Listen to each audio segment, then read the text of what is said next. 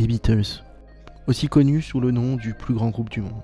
4 garçons de Liverpool qui, dans les années 60, ont révolutionné le monde de la musique.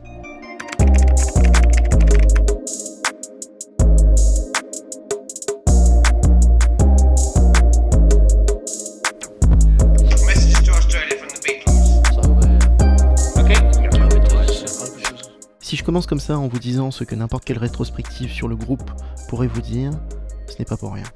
Autour des Beatles et de leur succès se sont constituées énormément de légendes et de phrases toutes faites. Tout ou presque a été dit sur John, Ringo, Paul et George. Et à vrai dire, il y a de quoi. De leurs films, leurs succès, leurs controverses, l'arrêt brutal des concerts pour accoucher de Sgt Pepper, leur séparation, l'album blanc, la mort de John Lennon, tout autour de ce groupe est mythique. Je l'ai déjà souvent dit, mais les Beatles, c'est pas ma came. Mais je suis obligé de constater que leur succès inédit et le pouvoir qu'ils ont eu sur cette industrie, combiné à leur envie de briser toutes les barrières, leur a permis de tout changer. Parmi les poncifs qui tournent autour du groupe, on parle souvent, à mon avis trop souvent, de George Martin, le 5e Beatles. L'éminence grise, le producteur. Cet homme a pris dans le storytelling autour du groupe et les images d'archives, une image tellement imposante qu'on pourrait croire qu'il est le seul architecte derrière tout ça. L'inventeur génial, le touche-à-tout qui inlassablement a réussi à modéliser le son du groupe durant toutes ces années. That means a lot. Remake. Take 20 before the end.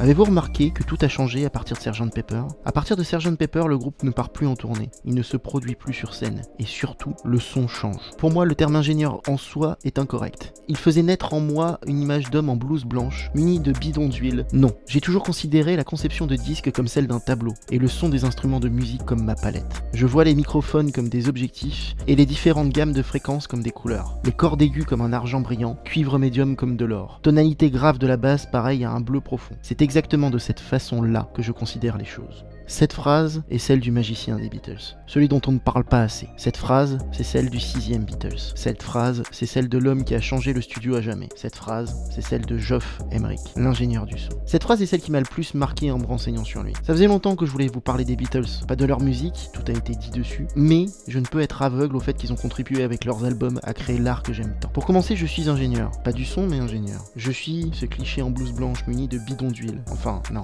j'espère pas. Mais avant ça, j'ai passé des nuits en studio, dans ma chambre, à écouter des centaines de prises assis sur ma mezzanine, posé devant mon clavier sur un tabouret trop grand, cherchant le bon son, la bonne prise, cherchant à retrouver ce que j'avais en tête. Et là, j'entrevoyais ce que cette phrase voulait dire. La musique est un art, l'art d'accommoder les sons rythmiquement selon leur position dans le temps, mélodiquement selon leur fréquence, et harmoniquement quant à leur superposition. Mais tout a changé quand on a pu la figer dans le temps, dépasser son caractère éphémère suspendu pour la construire, la relire, la réfléchir, la penser. Bien sûr, on a commencé par l'écrire, permettant à Bach seul de jouer de tout un orchestre ou à Beethoven de composer en étant sourd. Par quelques tâches posées sur des lignes agrémentées de symboles, ces œuvres nous sont arrivées, et aujourd'hui, nous pouvons redécouvrir Bach.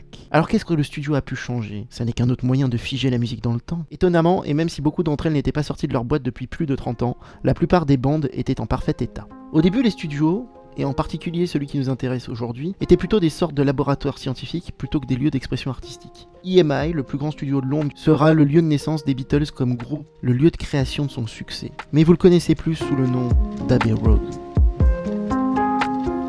Okay, Robert. Reach for this one. Were any of them any good? Ce qu'il faut comprendre, c'est qu'au départ, EMI, ou Electrical and Musical Industry, est la fusion de Gramophone, la firme qui exploitait l'invention au logo bien connu de chien, et de Columbia Gramophone. C'est un groupe confronté à une technologie de pointe que représente l'enregistrement musical. Et comme dans beaucoup d'entreprises, chacun y a son rôle et les règles y sont strictes.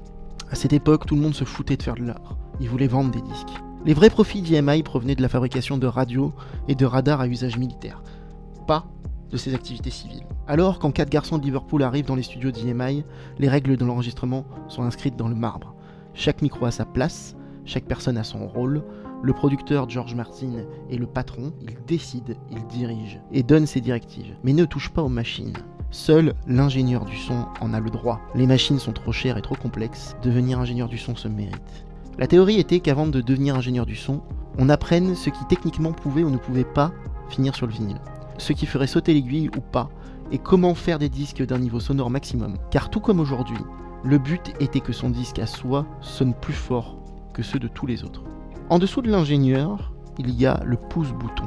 l'assistant qui apprend, regarde et demande. C'est comme ça que Geoff Emerick a assisté à la toute première séance d'enregistrement des Beatles. L'ingénieur de cette première séance, le futur producteur du Pink Floyd, Norman Smith, très carré sur les règles à appliquer en studio. Il guide Geoff pendant ses premières années, le forme, lui apprend les règles et le métier. Tout ça jusqu'à l'album Revolver. Le premier album qui allait changer l'histoire.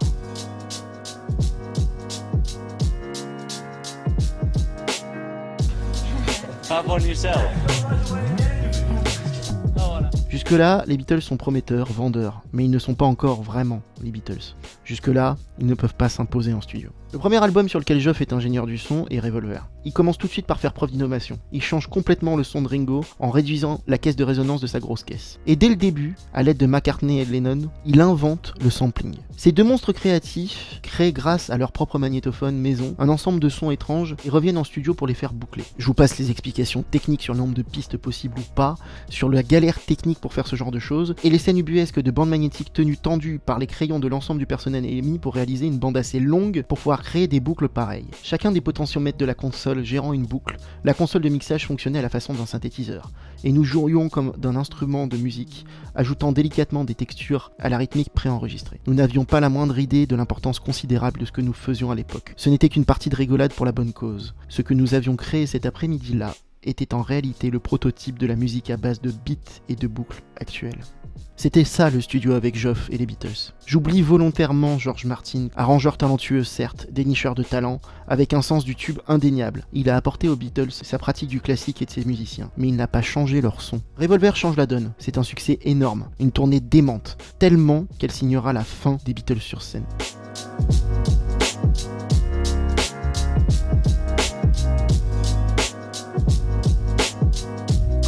I'll just be singing to guide you. Ce que l'on dit, c'est que si on n'a plus à tourner, alors on pourra enregistrer une musique qu'on n'aura jamais à jouer sur scène. Et ça veut dire qu'on peut créer quelque chose que personne n'aura jamais entendu. Un nouveau genre de disque avec un nouveau genre de son. Cette simple phrase de Lennon, pour moi, est ce qui a tout changé. Le studio d'enregistrement devient le lieu d'expérimentation. Chercher l'unique, le différent, le nouveau, étonner, proposer, faire de l'art. Si on devait résumer, c'est ce que deviendra Sgt Pepper. La plupart des gens ne réalisent pas que l'enregistrement d'un disque ressemble au tournage d'un film. Il y a de longues périodes d'ennui pendant qu'on règle des points de détail techniques et que les scènes sont répétées. Le tout saupoudré de brefs moments de créativité. Le travail de studio est long, complexe. Il faut faire, refaire, écouter, réessayer jusqu'à trouver la perfection de ce qui sonne à nos oreilles. Quand on devient le plus grand groupe du monde, on peut se permettre beaucoup plus de choses en studio. Par exemple, prendre le temps. Prendre la nuit, prendre la semaine, voire prendre le mois entier pour chercher à enregistrer une simple ligne de basse. La chanson n'était manifestement pas terminée, mais elle était pourtant si bonne qu'il fut décidé d'aller de l'avant et de la coucher sur bande avant de la terminer plus tard. La composition allait pour l'essentiel être structurée au stade de l'enregistrement. Les paradigmes changent. On n'écrit plus simplement avant d'aller en studio en répétant pour capter les meilleures pistes d'une chanson déjà écrite, en l'agrémentant de quelques fioritures. On compose la musique pendant qu'on l'enregistre. Et c'est en ça que l'œuvre devient unique, comme le disait Lennon plus tôt, un nouveau genre de disque. Sgt Pepper est unanimement considéré comme un album concept. Je suis totalement d'accord. Se plonger dans la conception d'un tel album est une révolution à chaque journée. Premier album de rock enregistré avec une piste spécialement gardée pour la basse de McCartney sur un enregistreur 4 pistes. Un orchestre classique convié pour improviser un crescendo en studio. La voix de John Lennon sortant d'une cabine Leslie rappelant le Dalai Lama sur le mont Everest. Une harmonisation indienne de George, Harrison et Martin, les deux George partageant enfin un enregistrement quasi mystique. Un ensemble de mini-événements semblants insignifiants, mais qui mis bout à bout, et parce que c'était les Beatles, ont tout changé. Si tout ça avait été fait par un obscur groupe inconnu au fin fond d'un studio breton, rien n'aurait changé. Mais à cette époque, les Beatles pouvaient tout faire, tout sortir, ça se vendait, et ça se vendait tellement que tout le monde voudrait en faire autant. 7 heures passées à jouer sans but de guitare désaccordée, ce n'était pas la façon de George Martin de diriger une séance. Mais il était évident que c'était désormais eux qui avaient la main. Geoff Emerick a toujours refusé de faire sonner un autre groupe à la manière des Beatles. Pour lui, le son du groupe fait entièrement partie de son identité. Il fallut près de 700 heures sur plus de 4 mois et demi pour enregistrer Sgt Pepper. En 67, ce magicien du son, qui avait en partie rendu ça possible, reçut le premier de ses 3 Grammys pour l'album le mieux enregistré. La suite appartient à l'histoire.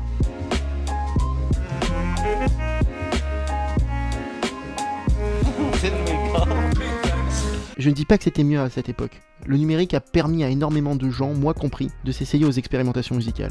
de passer des nuits devant un écran pour corriger un PEC numérique jusqu'à ce qu'il soit imperceptible, de matcher 2 cuts qui n'ont pas la même tonalité ni le même tempo. Tout ça, Geoff le faisait sur bande et enregistreur 4 pistes à 18 ans pour les Beatles. Geoff Emerick est mort en 2018. Je me souviens pas que cela ait fait grand bruit. Il a écrit un livre qui m'a inspiré cette vidéo. Et plus que tout, alors que je ne connaissais même pas son nom, il a contribué à créer une nouvelle forme d'art, celle qui me pousse encore à rester des heures éveillé dans l'obscurité d'un studio.